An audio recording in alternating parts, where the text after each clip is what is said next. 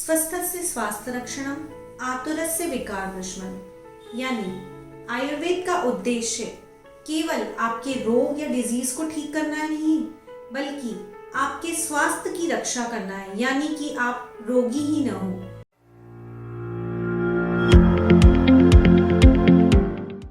जी हाँ, मैं डॉक्टर नेहा आहूजा, आयुर्वेद चिकित्सक, आज आपको बताऊंगी कि अभ्यंगम यानी शरीर की मालिश या तेल से मालिश हमारे लिए किस तरीके से फायदेमंद है और उसको रोज अपनी दिनचर्या में शामिल करते हुए हम किस तरीके से स्वस्थ रह सकते हैं और किन किन बीमारियों से बच सकते हैं।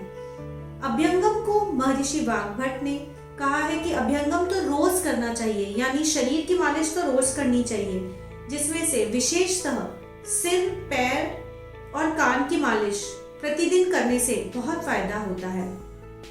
ये माना जाता है कि 1 किलो बादाम खाने से जितनी ताकत आती है, उतना 50 ग्राम तेल यदि हम अपनी शरीर पर लगाते हैं तो वो स्किन में एब्जॉर्ब होके हमें उतनी ही पुष्टि प्रदान करता है।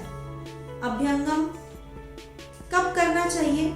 आयुर्वेद में ये लिखा है कि प्रतिदिन दिनचर्या में अभ्यंगम यानी तेल की मालिश करनी चाहिए, और यह कार्य नहाने से पूर्व करें तो बहुत अच्छा है। नहाने से पूर्व शरीर पर तेल लगाएं, पूरे शरीर को अच्छे से रगड़ें और उसके 15 मिनट बाद गर्म पानी से स्नान करना चाहिए। और यदि हम सुबह नहीं कर सकते तो हम दिन के किसी भी समय कर सकते हैं। यदि आप रोगी हैं, आपको के कमर में दर्द है, जो जॉइंट्स में पेन है, तो आप किसी भी समय पे शरीर की मालिश कर सकते हैं। बच्चों और वृद्धों को विशेष रूप से रात में अभ्यंगम या शरीर की मालिश करनी चाहिए। सिर की मालिश करने से लाभ यह होता है कि हमें डैंड्रफ नहीं होता है।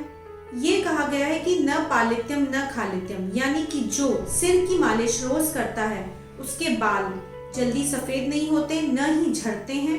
दीर्घ मूल दीर्घ कृष्ण केश, यानी कि उनके बालों की जो रूट्स हैं स्ट्रॉन्ग होती हैं, और वो काले बाल यानी कि जिन लोगों को काले बालों की इच्छा है उन्हें सिर की मालिश जरूर करनी चाहिए।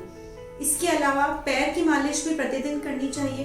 पैर की मालिश को चक्षुष्य कहा गया है, यानी जिन लोगों को अपनी नेत्र ज्योति को बढ़ाना है उन्हें रात्रि में पैर की मालिश करने के लिए कहा है। इसके अलावा कान और नाक में भी तेल को डालने का विधान है दिनचर्या में।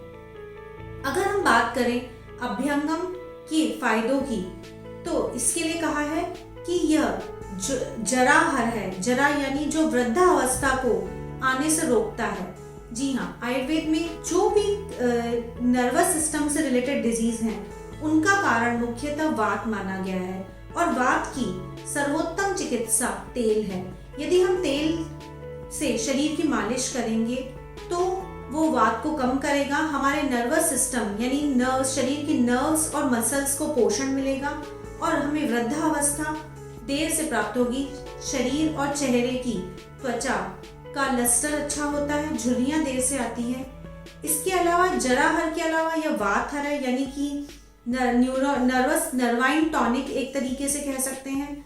इसके अलावा श्रमहर है, शरीर की मालिश करने से थकान दूर होती है, निद्रा अच्छी आती है, और वर्ण्यकर है, यानी कि त्वचा की कांति बढ़ती है। इसीलिए आप सभी तेल की मालिश करें। अपने प्रतिदिन शरीर का अभ्यंगम जरूर करना चाहिए। इसके लिए कोई भी तेल उपयोग में ले सकते हैं, नारियल का, तिल का, सरसों का, बादाम का, एरंडी का, जो आपके पास उपलब्ध हो उनसे तेल की मालिश करनी चाहिए। बच्चों और प्रसूता महिलाओं यानी कि जिनकी डिलीवरी हुई है उन्हें विशेष रूप से अभ्यंग के लिए कहा है। इसके अलावा जिनके जोड़ों में दर्द है, या यदि हम युवा अवस्था से ही लगातार तेल की मालिश करते हैं तो हमें जोड़ों के दर्द से राहत मिलती है, और वृद्ध लोग जो जिनके की जोड़ों में दर्द है उन्हें तेल की मालिश प्रतिदिन करनी चाहिए। हम बात करते हैं कि तेल की मालिश किन लोगों को नहीं करनी चाहिए। यदि आपको कहीं पर चोट लगी है और वहां पर हाथ लगाते ही दर्द हो रहा है, या अभी चोट को कुछ ही समय हुआ है, तो वहां तेल की मालिश नहीं करनी चाहिए। इसके अलावा आयुर्वेद में अभ्यंग का निषेध ज्वर अवस्था में कहा गया है, यानी कि अगर आपको बुखार है तो आपको तेल की मालिश नहीं करनी चाहिए। अगर आपको इनडाइजेशन है तो आपको तेल की मालिश नहीं करनी चाहिए। अदरवाइज हर व्यक्ति को प्रतिदिन अभ्यंग अवश्य करना चाहिए।